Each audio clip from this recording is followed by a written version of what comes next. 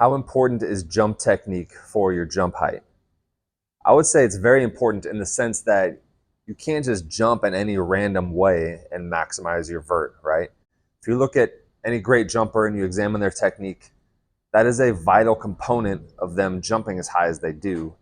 If they went out there and just did some random technique, it would not work nearly as well. They would lose a bunch of inches on their vert, right? So in that sense, jump technique is really important. However, I think the real question is, how do I get good technique? Should I be thinking about it, analyzing my technique? Should I be studying great jumpers technique? Should I be doing technique drills? Right? That's the real question. And to that, I would say those efforts to improve technique are largely unimportant, possibly worthless, possibly even detrimental if they become too much of a distraction and make you think too much. Humans learn by doing, meaning by getting repetition. So think about learning how to walk or feed yourself or brush your teeth or throw a ball, right? Like pick any skill. People get good at these things when they're young just by doing them a lot, and they don't ever have to think about technique. And jumping is, for the most part, going to be the same way. Most of your learning is going to be subconscious.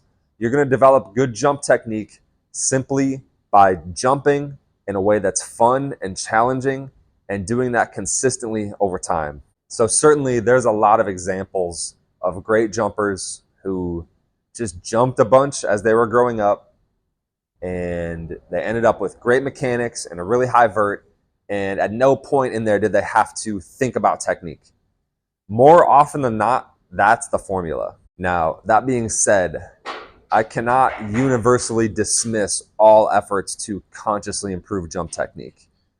Certainly, along the way, while you're getting reps over time, some skillful guidance can be helpful. I do not want to deny or diminish some of the good work that people have done in this area. I would just say that you're not going to shortcut the process. You're not going to replace the repetition with education. You're not going to develop great jump technique by watching a video or reading a set of instructions or doing biomechanical analysis. All right, you're going to have to do the reps.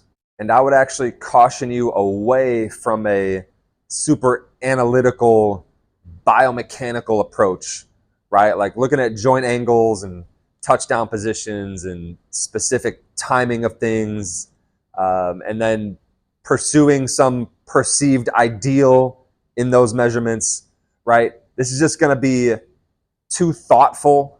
It's going to be too internally focused rather than task focused. So it's just going to be paralysis by analysis. It's going to compromise your instinctive athletic drive while you're jumping.